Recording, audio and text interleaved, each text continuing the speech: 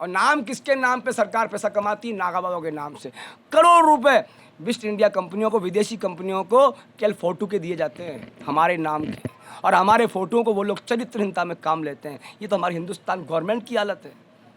क्या बोलूँ, मोदी जी और कोई भी हो, सबकी बात कहता हूँ मैं तो एक ही बात, आप हिंदुस्तान में गवर्नमेंट चलाते हो, आपको ये पता नहीं सनातन का मेन गुरु कौन है?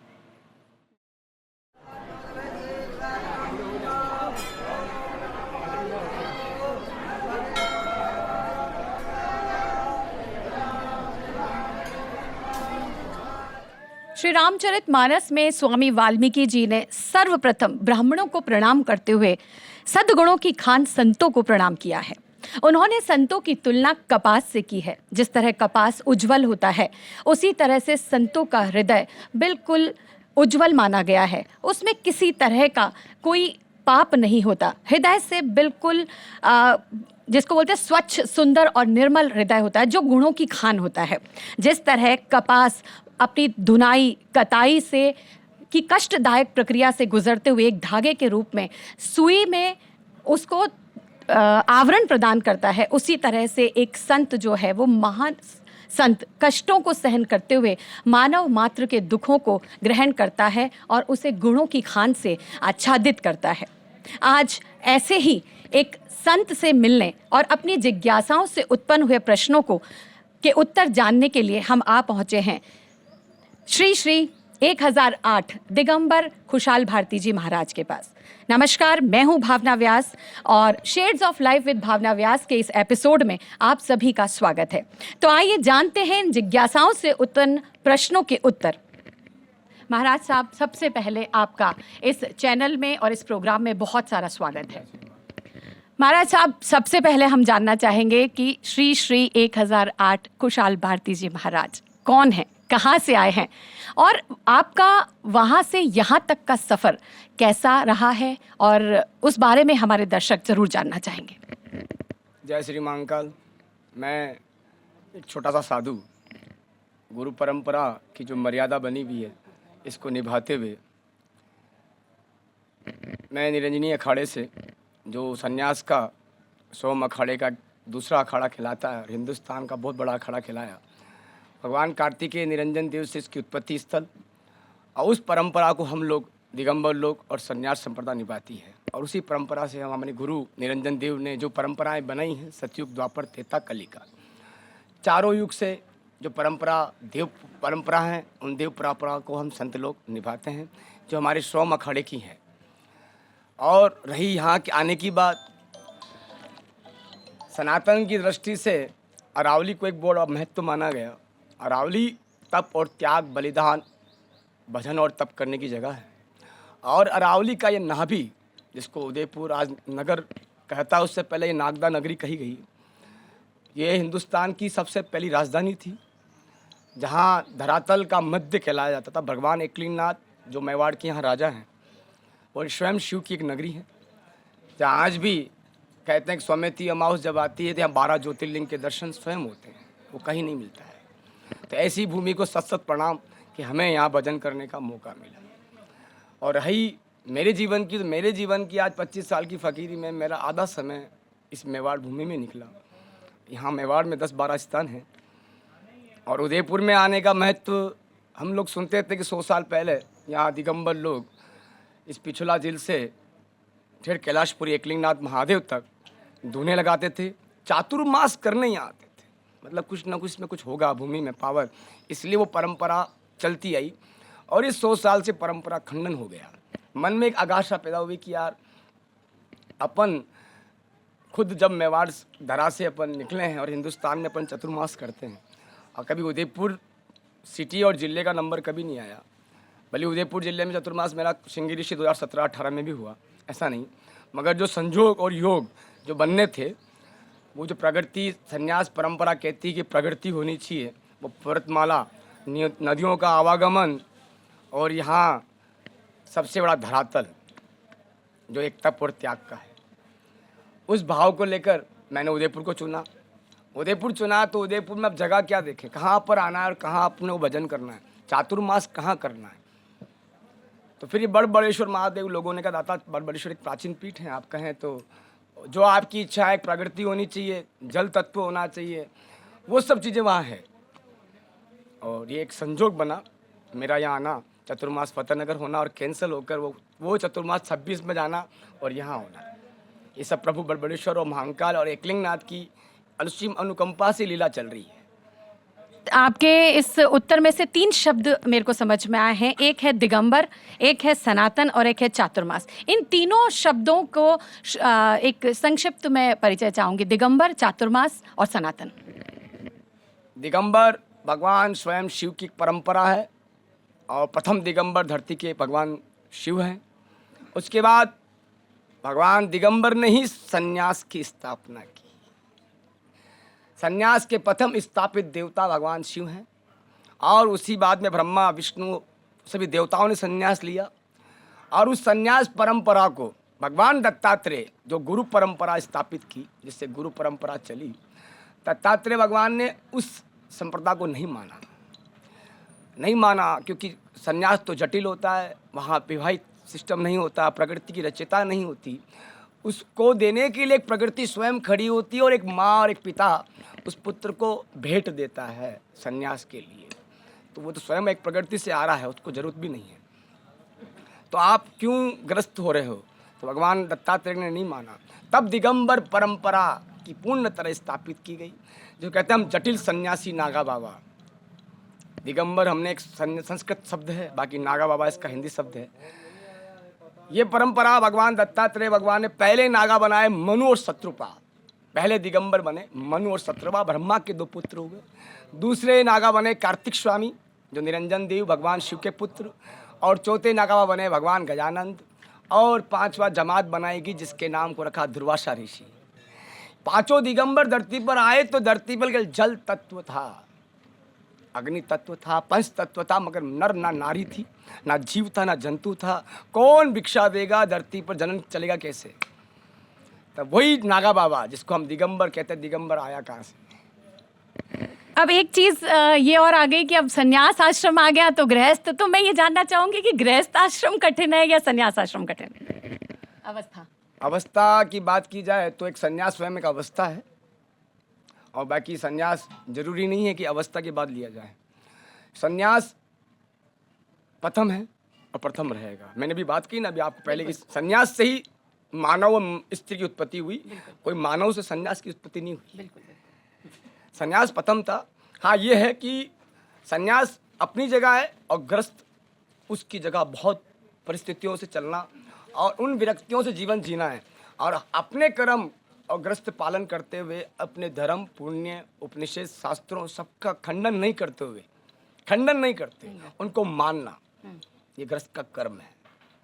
और सन्यास उन सब परंपराओं से परा है। सन्यास जरूरी नहीं पूजा करे, पाठ करे, ध्यान करे, वो सबसे परा है। हम लोगों ने सबसे बड़ी वाली गलतियां कही, हमने संत, योगी, तपस्वी, मुनि, योग सबको एक समान मान लिया। संत अलग है, योगी अलग है, तपस्वी अलग है, मुनि अलग है और सन्यास सबसे परा है, जो प्रकृति में रहते हुए भी प्रकृति में नहीं है। बिल्कुल बिल्कुल महाराज साहब, आपका ये ज्ञान हमारे दर्शकों को ज़रूर अपनी जो कन्फ्यूजन है उसको दूर करने में मदद करेगा। एक चीज़ और कि पुराने समय में जो साधु, संत, मुनि, योगी ये सब हरियाली में, पहाड़ों में आच्छादित होकर शांत चित्त वातावरण में अपना जो भी ध्यान, ज्ञान आचरण करते थे। लेकिन जैसे जैसे समय बदलता गया और ये सब और आम आदमी के बीच, चाहे भ्रांतिवश कहें, चाहे अज्ञानतावश कहें, मानव मात्र की ये दूरियां बढ़ती गई। और इन दूरियों के कारण क्या हुआ, युवा शक्ति जो है वो इन सब चीज़ों से दूर होती चली गई। क्योंकि युवाओं का मन बहुत अनिश्चित होता है, सोच बहुत अनिश्चित होती है, उनको बहुत जल्दी उनमें ना तो पूरा ज्ञान होता है ना अज्ञानता होती है। और इस कारण से कहीं ना कहीं एक समय बाद जो नई पीढ़ी है वो इन सब चीज़ों से दूर होती चली जा रही है।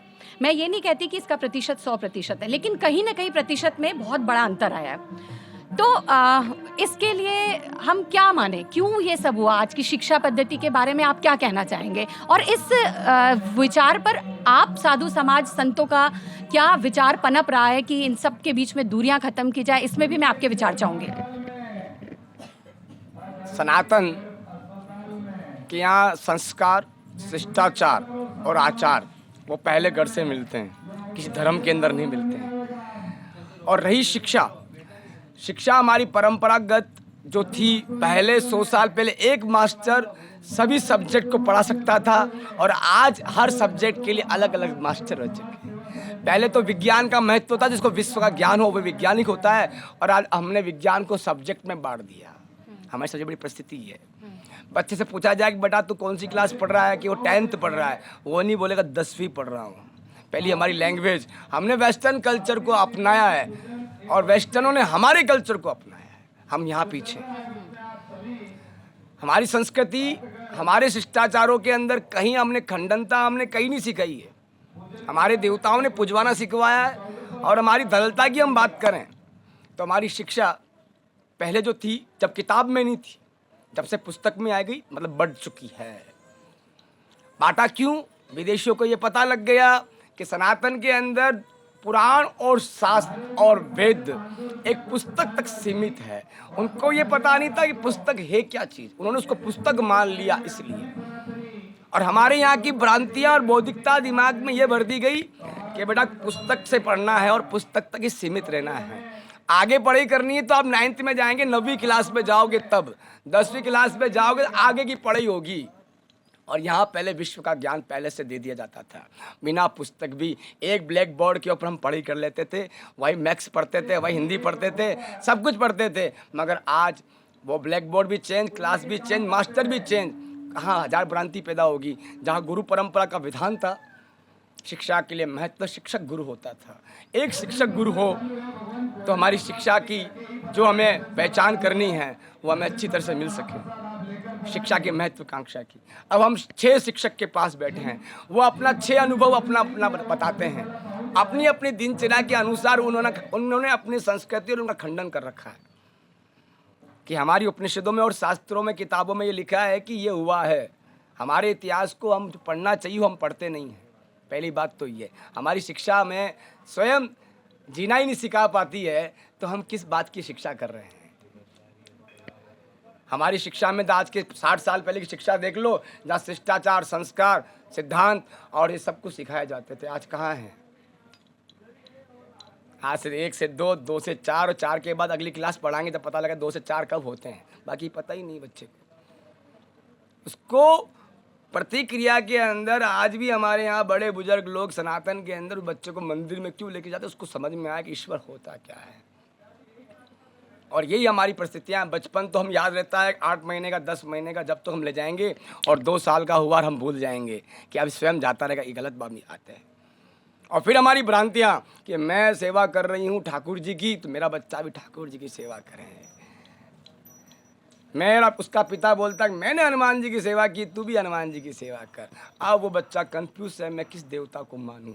इसलिए हमारा धर्म खंडन में है और कोई कारण नहीं है।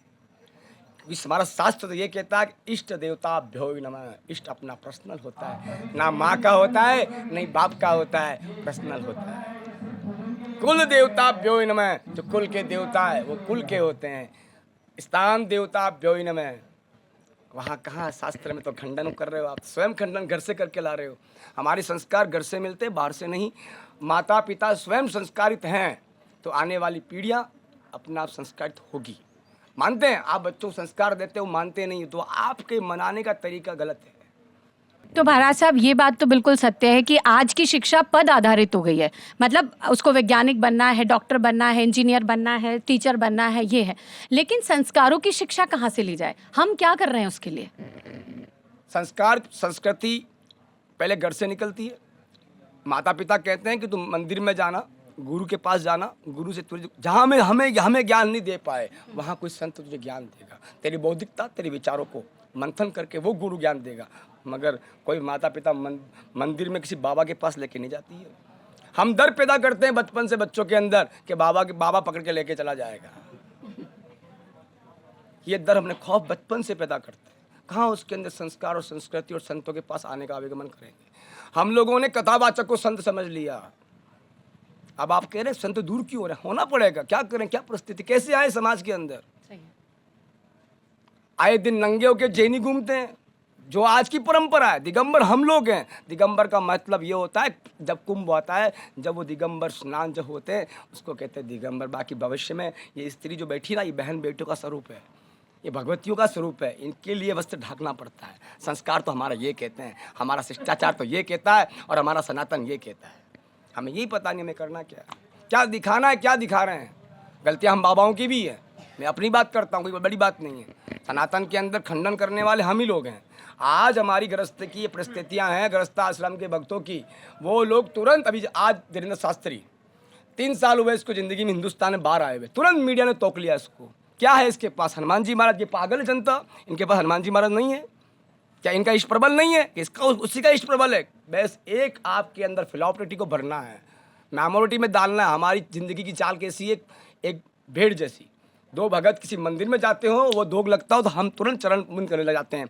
हम आज तुम उस दूसरे वामपंथियों को देखो, वो अपनी प्रतिक्रियाओं को अपने बचपन से उतारते हैं, मगर हमारे यहाँ नहीं। बाया 8 बज रही है भैया, हमारे मेवाड़ी में कहावत है, मेवाड़ी लोग कहते हैं बाया 8 बज रही, ठंडे मर जाए, मंदिर में जाए पचे जाए, जो भगवान कभी भूखा नहीं मर रहा। ये हमारी परिस्थितियाँ है। मगर उनके धर्म के लोग सुबह चाय उठा के जब मंदिर में जा, उसके बाद तो चाय पिलाऊंगी और भोजन कराऊंगी। ये हमारी परिस्थिति है। देखो कट्टरता उनमें है कि हम में, तो हमारा सनातन खंडन होना ही है। और रही हम लोगों ने मतभेदता पैदा कर रखी, हमने संतों को, योगियों को, तपस्वियों को एक समान मान लिया।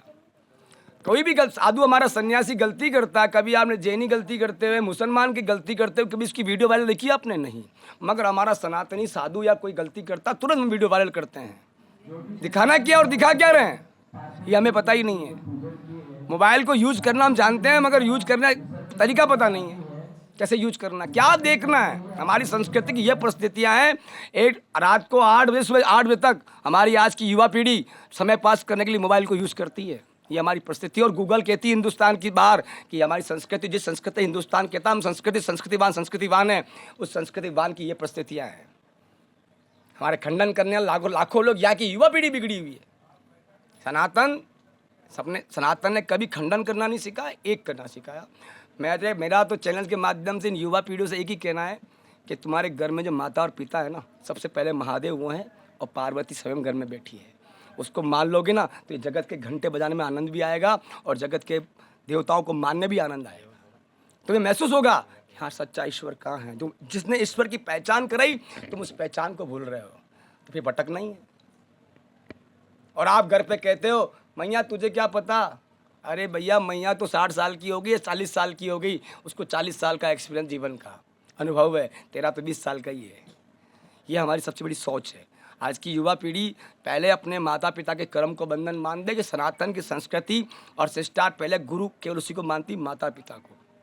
हम सन्यासी हैं, सन्यासी बनते ही हम माँ पार्वती के गोद में पैदा होते हैं। हमारी माँ बन जाती पार्वती, पिता महादेव बन जाता है। हमारा भी परिवार है, हम थोड़ी मर्यादा का उल्लंघन कर पाएंगे, नहीं कर सकते हैं। संस्कृति में चलना है तो। महाराज साहब, जैसे जैसे समय बदलता जा रहा है, आधुनिक युग आता जा रहा है, तो बहुत सारी चीज़ों की परिभाषाएं बदलती जा रही है। तो आज समाज जिस दिशा में जा रहा है उसके लिए आप क्या कहना चाहेंगे? आधुनिकता, समय आने पर आधुनिकता आने से स्वाभाविकता से इंसान को जीवन प्रणाली चेंज करनी चाहिए। ऐसा नहीं है कि विकास जननी है, विकास हमेशा आता है। हम 90 साल पहले जाएं तो कच्ची ज़िंदगी में अपना आनंद ले रहे थे और आज मकान के बिना जीवन नहीं चल रहा है। तो आधुनिकता होनी भी चाहिए, मगर आधुनिकता से हम इतने निर्भर नहीं हो जाए, हमारा शरीर भी अस्वस्थ कर लें, कि हमारी प्रकृति को हम अस्वस्थ कर लें। कि जो ये प्रकृति जो बनी ना है 5 तत्वों से बनी है, इस 5 तत्वों को कुछ ना कुछ कहाँ से कुछ ना कुछ तो अंकुरन मिलना है। हम उस अंकुरता को छोड़ेंगे ना तो हमें उसका भोग भोगना है। तो महाराज साहब, जैसे आपने कहा विकासवाद को अपनाना चाहिए, लेकिन आज देखा जा रहा है कि विकासवाद और धर्म एक साथ नहीं चल पा रहा। धर्म और विकास को आप कैसे एक कर सकते हैं, मतलब बताइए। धर्म तो वैसे ही लंगड़ा था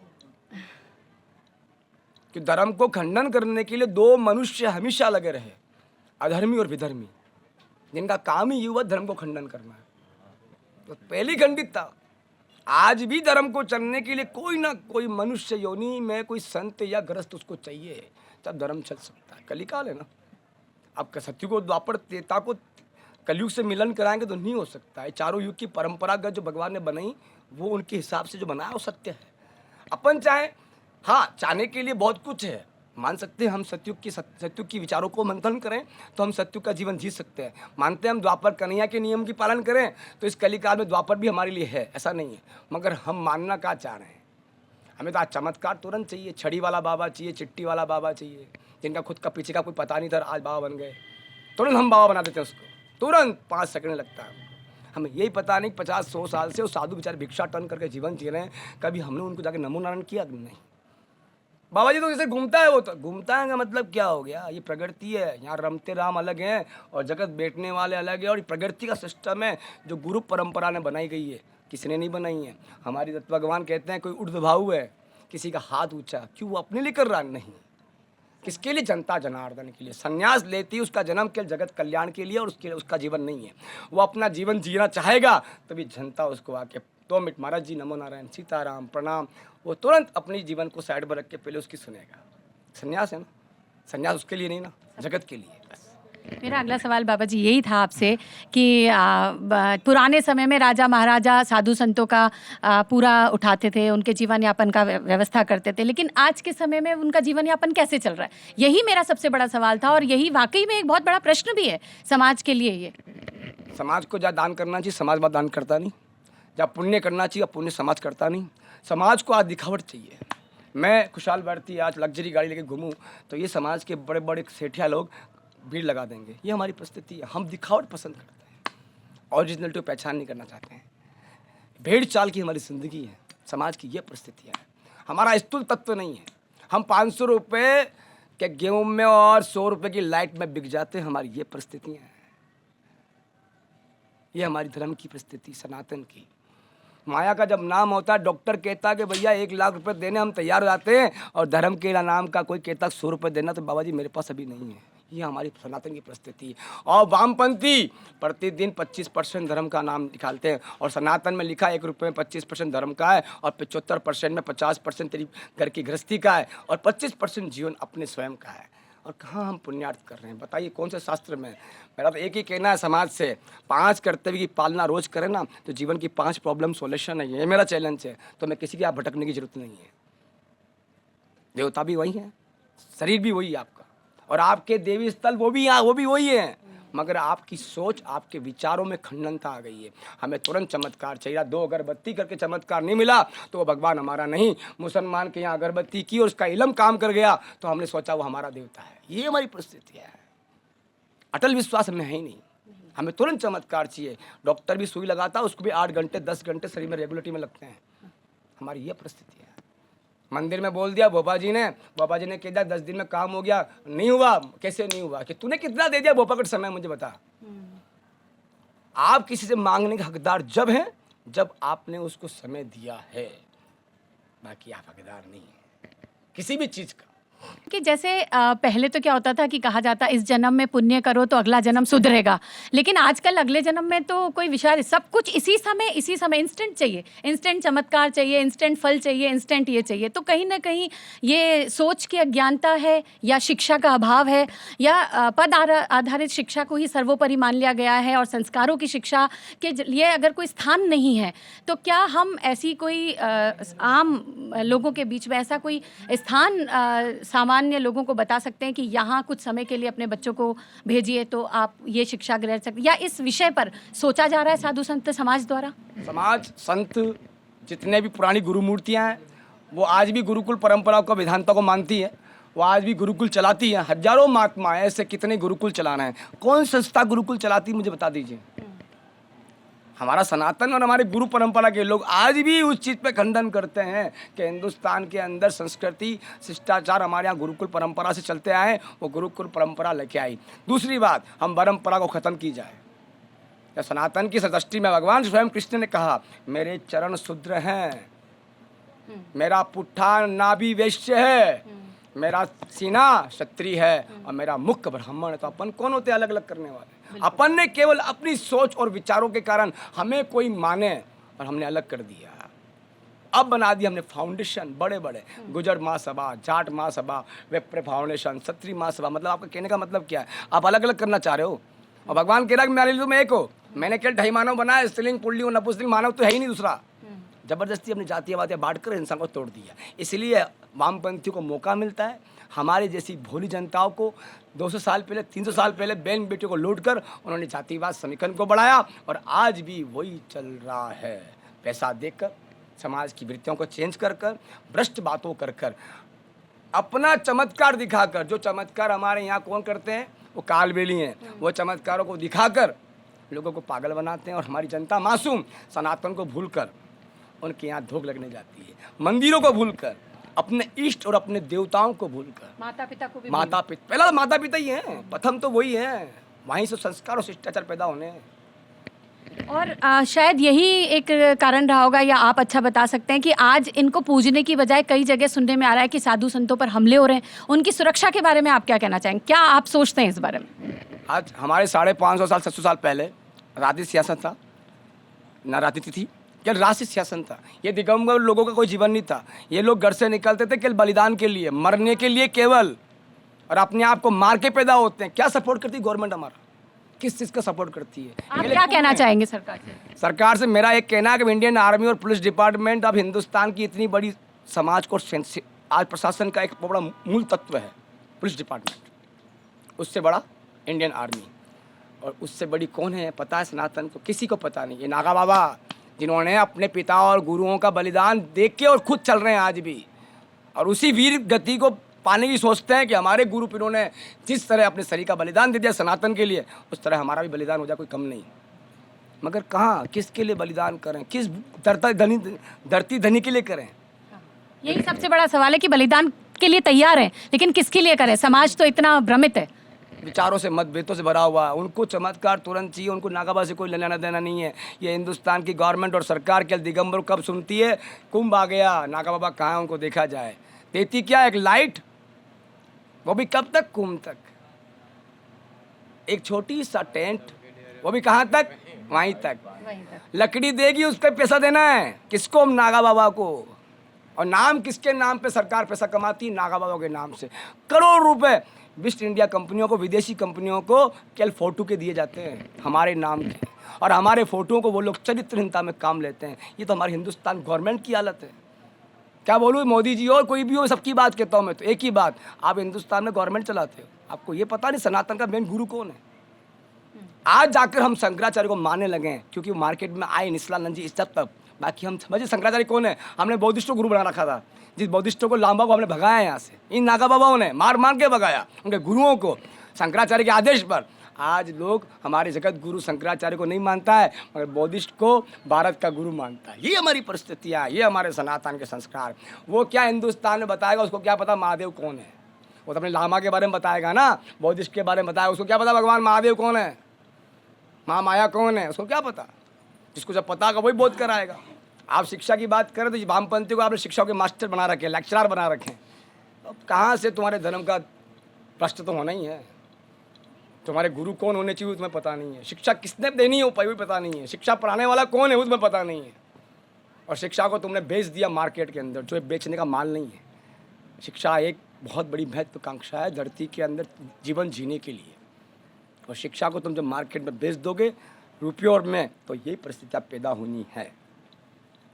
अब वामपंथियों को मौका मिल जाता है कि बच्चे का माइंड ब्रॉश करने के लिए बचपन से उसको वही थीम दे दी जाती है, और बड़ा होता है वो अपने कृष्ण और राधा को भूल जाता है, या फिर ऐसा ही मशीनिज्म में जाएगा, और या फिर हमारे माँ बाप क्या चाहते हैं, बढ़िया स्कूल में भेजो, भली वो बढ़िया स्कूल अंदर से हमारे बच्चों को वामपंथी बना रही है, मगर नहीं, हमारा बच्चा अच्छी स्कूल पढ़ना चाहिए।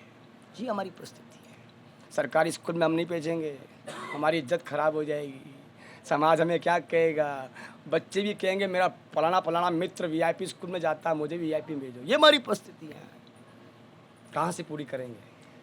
महाराज साहब, जिस तरह से मैं भी एक माँ हूँ और मैंने काफ़ी लोगों से चर्चा करी इस बारे में, तो सबका यही कहना था कि ठीक है, जैसे अभी आपने कहा कि हम इस तरह के स्कूलों में भेजते हैं, तो मैं भी अपने आने वाली पीढ़ियों को ऐसी जगह भेजना चाहूँगी जहाँ पद की शिक्षा के साथ साथ संस्कारों की, हमारे धर्म की, संस्कृति की शिक्षा मिले। लेकिन कहाँ? आज मैं तैयार हूँ कि मेरे घर के छोटे बच्चों को मैं वहाँ कराऊँ, लेकिन कहाँ? क्या मतलब इसके बारे में एक ये बहुत बड़ा एक प्रश्नवाचक चिन्ह है शिक्षा पर, तो कहाँ इसका जवाब? कहाँ? गुरुकुल है ना, पहला समाप्त। और रही किसी के पास शिक्षा की व्यवस्था, बाबा खुशहाल भारती बैठा हुआ, मैं देता हूँ गुरुकुल की व्यवस्था। ज़्यादा बात तो मैं करता नहीं। हाँ, जैसे अभी महाराज साहब यही है कि अगर जिस तरह से हर जगह दूसरे विद्यालय अवेलेबल हो गए हैं, क्या गुरुकुल इस तरह से सुगम नहीं हो सकते पहुंचने के लिए हर घर के बच्चों के लिए? सब कुछ हो सकता। पहले भी गुरुकुल में चारों वर्ण पढ़ते थे, हमने गुरुकुलों में ब्राह्मण ब्राह्मण कर करके हमने भ्रांतियाँ पैदा कर दी है। इन भ्रांतियों को दूर हाँ, करना दूर पड़ेगा। करना पड़ेगा। मेरा गुरुकुल परंपरा चारों वर्ण के अनुसार सबको मिलती है, और जिस जिस जिस वर्ण के जो काम है वो गुरुकुल परंपरा में सिखाए जाते हैं। ऐसा नहीं है। पहले हमें किताबों को बांटना पड़ेगा, किताबों को ज्ञान में डालना पड़ेगा, किताब ज्ञान हटाना पड़ेगा। शिक्षा ही है जो आज के ज़माने में ज़रूरत है सबको पहचानने की कि धर्म की रक्षा क्यों नहीं हो पा रही है ना? तो ये अगर आप इसकी रक्षा कर रहे हैं तो ये दूसरों का भी कर्तव्य है, उनको पता होना चाहिए कि अगर आप लोग करते हैं तो हमारा भी इसमें कुछ तो योगदान होना चाहिए धर्म की रक्षा के लिए। सबसे बड़ी बात हिंदुस्तान में माई ये है कि 1,32,000 व्यास हैं, 1,32,000 तरह की कथाएँ हिंदुस्तान में चलती है, और उन्हीं को भगवान और संत और सब कुछ तुलना दे दी। इसलिए हम बाजार में नहीं आना चाहते, और कुछ नहीं। पहले संत समझे, दुनिया में समझे कि सन्यासी नागावा होते क्या है। ये कोई चमत्कारी बाबा लोग नहीं, इनके दर्शन करने से तुम्हारे जीवन में चमत्कार हो जाएगा, मानो तो सही। मगर तुम्हें तुरंत चमत्कार चाहिए तो ये दुकान नहीं है, ये तो ढबले वाले बाबा नहीं, फूक मारेंगे काम मगा। मगर इनके पावर इतना है गुरु महाराज का, साले 7 पीढ़ी तारनी हो तो इनके पास आना कि ये जब गंगा जमुना सरस्वती जिन नदियों का, आप कह रहे चतुर्मास की अपनी बात चली है, जिस चतुर्मास के टॉपिक पे आप रह गए, मैं आपको याद दिलाता हूँ। चातुर्मास हम क्यों करते हैं? धरती पर जब गंगा जमुना सरस्वती आई ना, इससे कुंभ का भी महत्व निकलेगा और चतुर्मास का भी महत्व निकलेगा। ये हमारी माँ है, इसलिए हम इस समय ये माँ रजस्वला हो जाती है, इसलिए हमारी माँ अपवित्रता के इसलिए इसके मस्तक पे हम छाती पे हाथ नहीं धरते हैं, इसलिए हम इसको पार नहीं करते नदी नालों को, इसलिए हम चतुर्मास एक जगह बैठ के करते हैं। हम दिगंबर हैं, इसलिए हमें इस परंपरा को निभाना है, और जब तक शरीर की समझता है तब निभाएंगे। रही कुंभ की बात, जिन गंगा जमुना सरस्वतियों में आप अपने पापों को छोड़ के आते हो, उससे वो नदियाँ पाप नहीं हो जाती है। कोई जैनी संप्रदाय हो या कोई कथावाचक या कोई धीरेन्द्र शास्त्री जैसा पाप धो सकता है तो मेरे पास लेके आओ, मैं बताता हूँ कैसे धोते हैं पाप। बाकी बातें करने से कुछ नहीं। इन नागा बाबा को ये पता नहीं होता हम कुंभ में जा रहे हैं और कुंभ में स्नान करके आएंगे 2 घंटे, उसके बाद हमारे जीवन में क्या होगा। हजारों पापों के मस्तक पे बांध के लेके आते हैं और अपनी बसमी से उस गंगा जमुना सरस्वती को 12 साल के पवित्र करके आते हैं। इसलिए हम पैदा हुए हैं। तो हमारा जीवन मूल्य है कि इनका जीवन मूल्य, बताइए आप मुझे। मैं आपसे पूछता हूँ मीडिया से, जो पाप हर ले वही सबसे बड़ा, वही सबसे बड़ा। हरने के लिए पैदा किया गया। हरि और हर, इसका जो प्रकृति, हम हरि की सेवा करते हैं। हरि कौन? कन्हैया, नारायण। इसलिए हम कहते हैं ओम नमो नारायण, कि हमारा नारायण जगत का पालन करता है, इसलिए हम उसको हरि को मानते हैं। और हर हम सब स्वरूप हैं उसके ही, शिव के। इसलिए हमारा गुरु कौन है? हरि। हम तो उस परंपरा की विधानता में जितना मानना है, जितना उसका खंडन भी नहीं कर रहे हैं, ना पब्लिक के सामने माइक पे बोल के कहते हैं। तो आप आगे रहो, अपनी इतनी बात पूछ ली, इसलिए खुशहाल भारती इतनी जवाब भी दे रहा है। बाकी मुझे शौक नहीं जनता के सामने ये माइक पकड़ के और बोलना है। बस आपने इतनी बात खंडन कर ली, समाज की बात है इसलिए। बाकी मैं बाबा, मैं क्या बताऊंगा, लेकिन नागा बाबा मैं जानता ही नहीं दुनिया को इतना। मैं तो इतना जानता हूँ प्रकृति के आनंद रूपा जीवन का जो मूल तत्व है वो हम आनंद ले रहे हैं। बस जो हमारा कर्म है, जितना हमसे बनता है वो हम कर रहे हैं, क्योंकि करने जाएँ तो 24 घंटे संन्यास संप्रदाय किसी बात भी नहीं कर सकता। नियम में आए तो जनता हमारे से 200 फीट दूर होनी चाहिए। हम हमारे नियम में आए तो हमारा नियम अब हम इस कली काल में नहीं पाल सकते। यहाँ जनता को दूर करेंगे तो आने वाली जो परिस्थितियाँ और जनता ने जो हमको दूर कर दिया ना, वो दूरियाँ हमारी पैदा होती जा रही है। इसलिए मुझे इतनी बात करनी पड़ रही। बाकी मुझे करने की जरूरत नहीं, हमारा सनातन तो अटिल है और हमारा काम था धर्म की ध्वजा फहरानी है, धर्म का प्रचार करना नहीं है। इसलिए मैया मैं इतनी बात नहीं करता हूँ।